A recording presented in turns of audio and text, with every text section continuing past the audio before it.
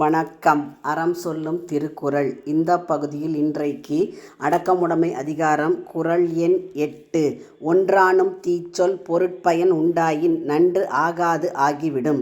அதாவது நன்று ஆகாது ஆகிவிடும் அப்படின்னா நல்லது ஆகாது, கெட்டதுன்னு சொல்லாமல் வள்ளுவர் நன்று ஆகாது ஆகிவிடும். எது அப்படின்னு பார்த்தா, நாம் பேசக்கூடிய ஒரு தீய சொல், அந்த தீய சொல்லால் உண்டாகக்கூடிய தீமை ஒன்றா இருந்தால் கூட சில சமயங்களில் அந்த தீய சொல் நம்ம சொல்லுகின்ற பொழுது அதனால் ஏதாவது ஒரு லாபம் உண்டாகும் என்று சொன்னால் கூட அந்த சொல்லால் இதுக்கு முன்னாடி நாம் செய்த அறங்கள் எல்லாம் நன்றாக ஆகாது அப்படிங்கிறார் வள்ளுவர். என்ன இது ஓமை சொல்லலாம். இப்போது ஒரு குடம் பால் இருக்குது, அதில் ஒரே ஒரு துளி விஷத்தை சேர்த்தோம்னா அந்த மொத்த பாலுமே வீணாக போயிடும். அப்போ அந்த மாதிரி தான் சில வேளைகளில் நாம் சொல்லக்கூடிய தீய சொற்கள் ஏதாவது ஒரு பயனை தருவது போல தோன்றினாலும் அந்த தீய சொல் அதுக்கு முன்னாடி செய்த அற செயல்களை எல்லாம் கட்டாயம் அழித்துவிடும், நல்லது பூரா போயிடும் அப்படிங்கிறார் வள்ளுவர்.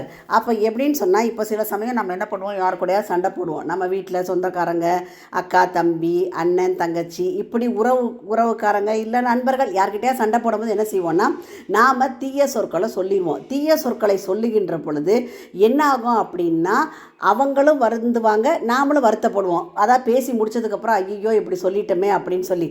அதோடு மட்டும் இல்லாமல் சில பேர் என்ன செய்வாங்கன்னா, ரொம்ப கோபம் வரும்போது நீ சீக்கிரம் ஓட்டாண்டியாக போயிடுவ, உங்ககிட்ட பணங்காசு இருக்காது, நீ நடுத்தருக்கு வந்துடுவேன், இப்படிலாம் சொல்லி சாபம் கொடுத்துருவாங்க. அப்போ அந்த சாபம் என்ன ஆகும்னு சொன்னால், பழிக்கிற சமயத்தில், அதாவது சாபம் கொடுத்தவங்க அதை மறந்துடுவாங்க, திருப்பி ரெண்டு பேரும் இயல்பு நிலையில் நல்லா பழகி பேசி சிரிச்சிருப்பாங்க. ஆனால் என்னைக்காவது ஒரு நாளைக்கு அந்த சாபம் பழிச்சிட்டா, ஆஹா அன்னைக்கு நம்ம இப்படி சொன்னோமே அதனால தான் இப்படி ஆயிடுச்சோன்னு சொல்லி நாம் வருத்தப்பட நேரிடும். அப்போ அந்த சமயத்தில் என்ன ஆகும்னா, இதுக்கு முன்னாடி நாம் செய்த அற செயல்கள் எல்லாம் நல்லதாக ஆகாது. அப்போ எவ்வளோதான் நன்மையெல்லாம் நீங்கள் செஞ்சுருந்தா கூட இந்த ஒரே ஒரு தீய சொல் பேசுகிறதுனால ஒரு குடம் பாலில் ஒரு துளி விஷத்தை கலந்தது மாதிரி அந்த பால் யாருக்குமே பயன்படாது. அப்போ அந்த மாதிரி இதுவரைக்கும் நிறைய அறச்செயல்கள் செய்து நல்ல வார்த்தைகள் பேசி எல்லாமே பண்ணியிருந்தா கூட இப்படி நாம் சொல்லக்கூடிய சில தீய சொற்கள் நமக்கு என்ன பேசும்போது என்ன தோணுன்னா, சரி அவனை எப்படியோ நம்ம திட்டோம் அப்படிங்கிற மாதிரி நாம் நினைப்போம். ஆனால் அந்த தீய சொல்லானது என்ன ஆகும்னா, கட்டாயம் முன்னாடி செஞ்ச நல்ல காரியங்களெல்லாம் அதை அழிச்சிடும். அப்போ அந்த அறங்களால் பயனில்லாமல் போய்விடும். குறளின் பொருள்: தீய சொற்களின் பொருளால் விளையும் தீமை ஒன்றாயினும் ஒருவனிடம் உண்டானால் அதனால் மற்ற அறங்களாலும் நன்மை விளையாமல் போகும். மீண்டும் குறள்: ஒன்றானும் தீச்சொல் பொருட்பயன் உண்டாயின் நன்று ஆகாது ஆகிவிடும். உங்கள் இல்ல குழந்தைகளின் மனதிலே தினம் ஒரு திருக்குறள் பதிய எங்கள் சேனலை சப்ஸ்கிரைப் பண்ணுங்கள்.